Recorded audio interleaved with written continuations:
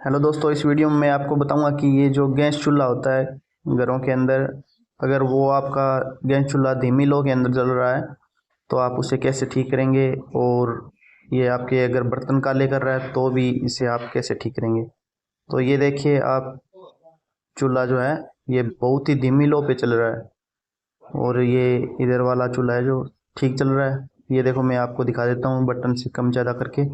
ये तो सही चल रहा है। और ये जो छोटे वाला बर्नर है ये कम करने पे भी नहीं चल रहा और ज़्यादा करने पे भी देखो इतनी आंच से चल रहा है। तो अभी हम आपको बताएंगे कि इसको कैसे ठीक कर सकते हैं हम। तो इसे हम अपने घर पे ही तैयार कर सकते हैं। तो सबसे पहले आपको इसके जो पार्ट्स हैं इनको निकाल लेना है और हम अब इसको उल्टा करेंगे। मैंने अब इसको उल्टा कर लिया है। अभी मैं आपको बताऊंगा कि इसके अंदर आपको क्या क्या औज़ारों की आवश्यकता होगी। तो सबसे पहले तो इन नटों को खोलने के लिए आपको एक प्लायर की ज़रूरत होगी। आप कोई सी भी टाइप का प्लायर ले सकते हैं। तो मैंने ये प्लायर ले लिया इसके अंदर खोलने के लिए। और एक फेज टेस्टर की जो टेस्टर होता है नट बोल्ट खोलने के लिए, आप पेचकस भी ले सकते हैं, छोटा पेचकस। तो एक आपको चाहिएगी सुई सुई या सेफ्टी पिन या ऑल पिन, कुछ भी हो चाहे, उसके अंदर से थोड़ा इनेमल हटाने के लिए। और एक ग्रीस, थोड़ा सा ग्रीस, ज़्यादा ना हो चाहे कोई दिक्कत नहीं है, थोड़ा ग्रीस की ज़रूरत पड़ेगी हमें। तो अब मैं आपको बताऊंगा कि इसको हम सही किस किस प्रकार करते हैं। तो जिस चूल्हे से आपके आंच ज़्यादा नहीं आ रही है उसके स्विच के पास में ये देखो, यहाँ पे एक छोटा सा नट लगा हुआ होता है। इसको हमें टेस्टर से खोलना है। ये जो दे रखा है ना ये नट, ये छोटा सा नट, इसको हमें टेस्टर से खोलना है। तो मैं इसको निकाल लेता हूँ अभी। आपको इसे संभाल कर रखना है क्योंकि ये दोबारा इसकी हमें आवश्यकता पड़ेगी। और ये जो स्प्रिंग है इस स्प्रिंग को भी आपको संभाल के रखना है। तो मैंने इस स्विच को निकाल लिया अभी। अब इसके अंदर एक निप्पल लगी हुई होती है, इस निप्पल को निकालना है आपको। आप अपने अपने तरीके से कैसे भी निकाल लें उसको, उसको बाहर निकालना है। तो मैं इसे टेस्टर की सहायता से निकाल रहा हूँ। तो ये जो निप्पल है ये पीतल की बनी हुई होती है। ये देखो, इसके अंदर थोड़ी सी गंदगी है वो जम गई है, उसकी वजह से ये सही तरह से आंच नहीं दे रहा है। इन ये दो दो सुराख है, इन सुराखों के अंदर ये देखो पूरे ब्लॉक हो रखे हैं। जो गैस है इन्हीं से होते हुए स्विच के अंदर से बर्नर तक जाती है। तो इसे आप सेफ्टी पिन या सुई से इस गंदगी को हटा लेना है। और आपके आपके पास एक कपड़ा भी होना चाहिए जिससे आप इसे साफ कर लेंगे सुई को। तो ये जो दो सुराख है इन दोनों सुराखों को अच्छी तरह साफ कर लेना है हमें।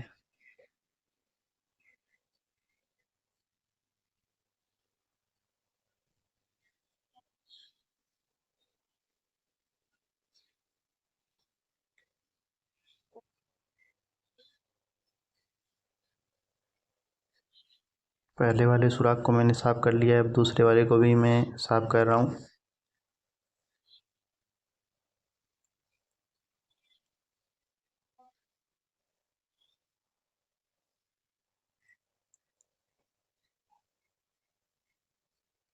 अभी मैंने इसको साफ कर लिया। अभी इसके अंदर से आपको हवा देनी है, फूंक मारनी है जिससे इसके अंदर का कचरा भी निकल जाए।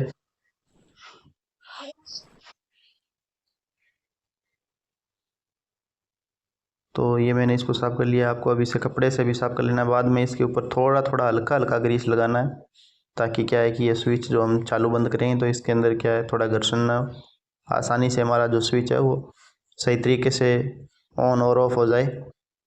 तो मैं इसके ऊपर ये जो ग्रीस है थोड़ा थोड़ा ग्रीस का लेपन कर रहा हूँ। ज़्यादा ग्रीस नहीं लगाना है, अगर ज़्यादा लगाओगे तो इन सुराखों के अंदर है वो वापस जमा हो जाएगा। और इन सुराखों को बचा करके रखना है। इन सुराख जो दो सुराख दे रखे हैं इन सुराख के ऊपर नहीं लगाना है। अब ग्रीस लगाने के बाद में आपको इसे वापस इस नली के अंदर डालना है, स्विच वाली जो है इसके अंदर डालने के बाद में वो स्प्रिंग डालना है। फिर जो स्प्रिंग है स्विच के पहले निकाला था हमने, अब हमें स्विच लगाना है वापस।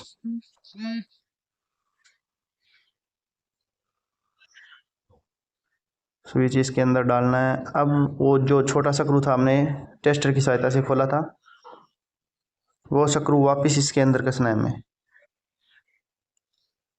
तो ये स्क्रू मैं वापस लगा रहा हूँ, टेस्टर की सहायता से इसे कसना है।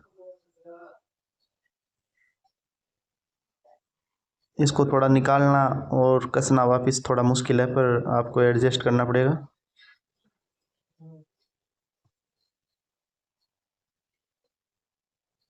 तो मैंने इसको वापस कस दिया है। आपको इसे अच्छी तरह कसना है, फुल टाइट, जितना टाइट हो सकता है इसको फुल टाइट कसना है। तो अब हमारा स्विच है जो प्रॉपर काम करने लग गया है। तो अब आपको गैस चूल्हे को इसको चला करके देखना है। अगर अच्छी तरह चल रहा है तो ठीक है, अगर नहीं चल रहा है तो मैं आपको बताऊंगा कि इसे एक और होता है इसके अंदर सिस्टम, उसको भी आपको साफ़ करना है। तो इसको पहले नट को खोल लेना है।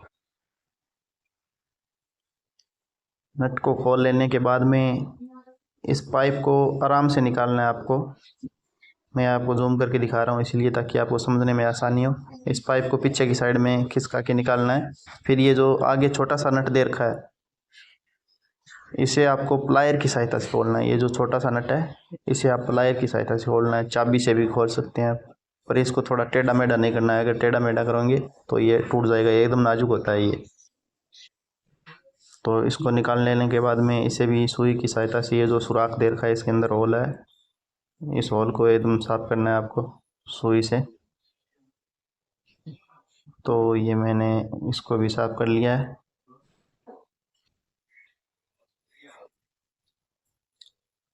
अब इसे अच्छी तरह साफ कर लेने के बाद में इसको वापस वहीं पे लगाना है जहाँ से हमने निकाला था। ये 3 नंबरों में आते हैं, 65, 77, 85। छोटे वाले में 77 नंबर की लगती है और बड़े वाले में 85 नंबर की लगती है ये। तो इसमें हम ये लगा रहे हैं, ये है 77 नंबर की। तो इसको वापस जहाँ से हमने निकाला है वहीं पे इसको एडजस्ट करेंगे।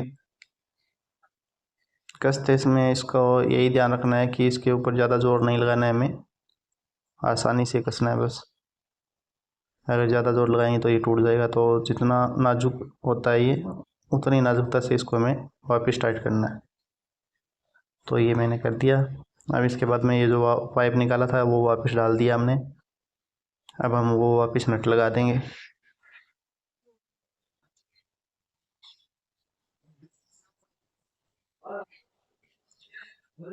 अभी ये नीचे का जो इसका काम है वो कंप्लीट हो गया है। अब इसको वापस हम सही करेंगे और इसके ऊपर ये जो जालियाँ थी वो जालियाँ रखेंगे और इसको जला करके देखेंगे।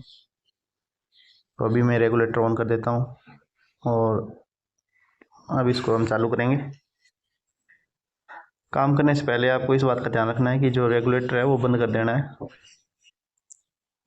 अभी देखो इसकी आंच है वो कितनी ज़्यादा है, तो ये एकदम सही चलने लग गया है। इससे बेटर चल रहा है, जो पहले वाला था उससे अच्छा चल रहा है अभी ये देखो कितनी अच्छी आंच आ रही है। तो अभी ये आपके बर्तन है वो काले नहीं करेगा। Subscribe, like, and share.